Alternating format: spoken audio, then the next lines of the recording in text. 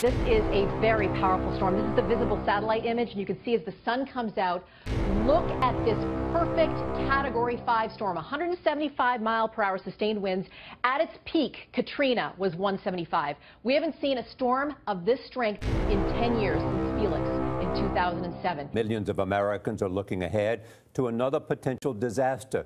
Hurricane Irma was just upgraded to a Category 5 storm.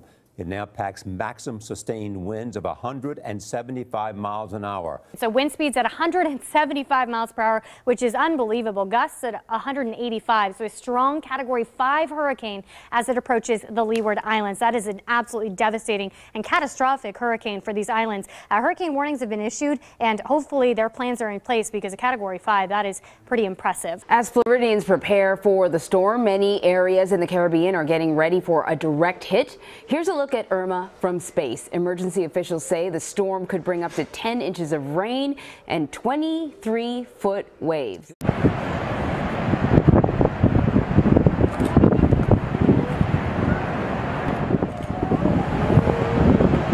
As you can see, this is the calm before the storm. As you mentioned, states of emergency not only in Florida, but also here in Puerto Rico, where we were upgraded to hurricane warning just overnight. And that means today is all about preparation. The people who we've spoken to here on the ground have said, look, we're Caribbean people. We understand what it's like to have wind and rain, especially at this time of the year. But a Category 4 hurricane, that's a completely different beast. That's why the National Guard has already been activated. Schools are closed. More than 200 FEMA workers are already on the ground, and almost 500 emergency centers have been set up all throughout the island. Meanwhile, back in Florida, people are gearing up. We're having food and supplies and water. They're stocking up because authorities there say they can't afford not to be prepared for Hurricane Irma. All 67 counties there are under a state of emergency, and some people are taking a wait-and-see approach, deciding whether or not they're going to evacuate based on how close this hurricane comes. Meanwhile, many there are preparing for an event that's already been described as catastrophic and as life-threatening, and one that's barreling toward us as we speak. And the National Hurricane Center is saying we're going to have a Category 5 for maybe a day or two. So watching this, the northern Leeward Islands, you're in trouble right now, unfortunately. We are dealing with a very strong, potentially dangerous storm moving your way. Then we watch Puerto Rico, Hispaniola, the Bahamas, Cuba, and there's the center of the storm. But I don't want people to pay attention to the center, because there is the potential 5 days out that this moves south of that center or north of that center. But certainly right now, Florida Keys, South Florida, making your preparations now. Very warm water ahead of the storm. That's why the potential is there for it to maintain its Category 5 status for the next 24 to 48 hours. There's the computer models. Very good agreement until Friday. And then we start to see the trough that will potentially influence the storm coming from the north. And then we think making a right-hand turn. But again, we got to watch this, because anything can happen 5 days out. I know Florida, you're in the crosshairs here. Gulf of Mexico, though, you need to be prepared. East Coast also needs to be prepared. One thing is for certain, Julie, this is a very dangerous storm that could potentially be deadly. So we need to make our preparations now. Florida's governor declared a state of emergency ahead of a potential impact. The storm could strike islands in the eastern Caribbean tonight before heading toward Puerto Rico and the Bahamas. Forecasters say Irma could turn north this weekend, heading for Florida or the Carolinas. Manuel Bojorquez is in Miami with the latest there. Manuel, good morning to you. Good morning. I'm standing in the Brickell neighborhood near downtown Miami. And during the storm last month, this area flooded after heavy rains. In fact, this is what it looked like here on August 1st. As Hurricane Irma may have its sights set on the U.S., people in Florida are preparing for the worst. People in South Florida are emptying store shelves, filling grocery carts, and packing their cars with water. It's not good for you. It's not good for the stress. You have to do it early as you can. Monday, hurricane hunters flew through the storm for the first time as it gained strength in the Atlantic. We'll know more as the week progresses what kind of a threat it really poses to Miami-Dade County. Carlos Jimenez, the mayor of flood-prone Miami-Dade County, is watching Hurricane Irma closely. The storm surge is really the thing that kills the most people, so that's what really we're worried about. Storm surge is when the sea level rises during intense storms, pushing water ashore, leading to flooding. A recent study found Florida has 2.7 million properties at risk, the most in the U.S. Miami Beach averages around 4 feet above sea level and fights flooding at high tide on a regular basis. Last month, heavy rain turned the city's streets into rivers.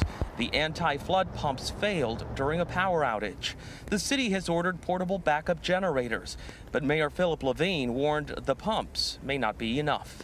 These pumps were designed for normal rain and, of course, sea level rise. They will be helpful in the event of a storm, but they're not designed for hurricanes.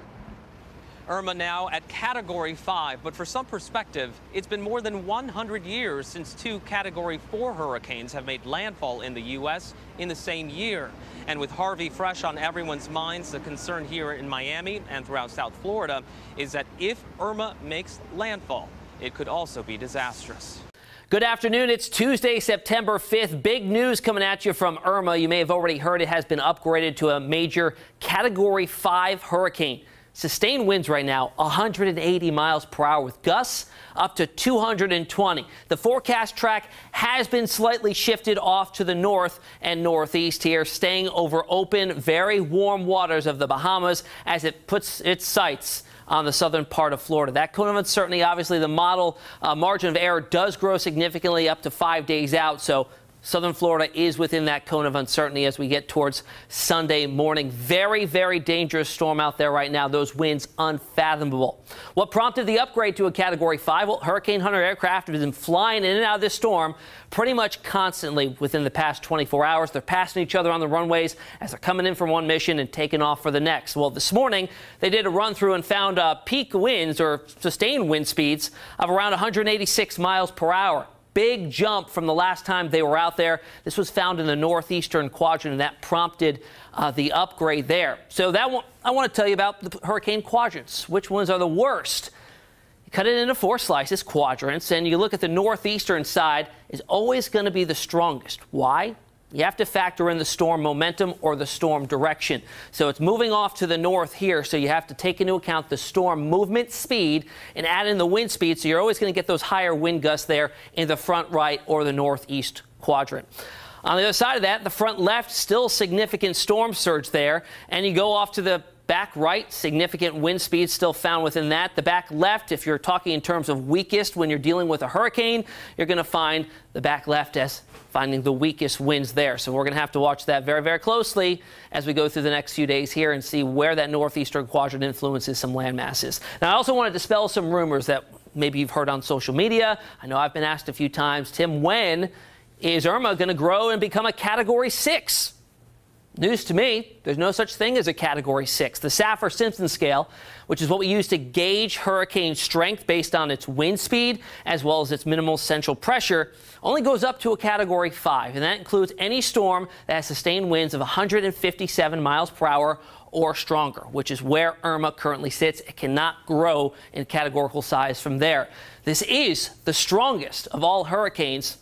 The category is the most destructive and will flatten many buildings and completely flood the first or lower floors due to the storm surge with the increased wind speeds constantly, and then you got those higher gusts as well. Here's how it looks on infrared satellite imagery. This allows us to view the storm even at night when the sun is not lighting up the clouds to be picked up by visible satellite imagery. But then I want to flip it around and show you how it looks on our visible satellite imagery. I mean, this is a almost perfectly symmetrical storm here with a very defined eye. In fact, we get a close-up view. That eye itself nearly 30 miles wide. In fact, if you look closely, you can see the ocean surface. Typically, when you get a very well-defined eye on a very mature, very sound-structured storm, you see the ocean surface or the land surface right through. Very calm conditions within the eye, and there is a reason for that. The very strong winds that surround the eye wall, are stopped from coming into the center of the storm by a very simple process that you may have heard of, the Coriolis force. It's driven by the rotation of the Earth, and that deflects all those winds off to the right. So they all rotate around the center here with the gustiest winds just outside where those clear conditions are. Also, the skies are clear because air that is forced into the center there warms and sinks, and in turn, the skies clear out, clouds dissipate.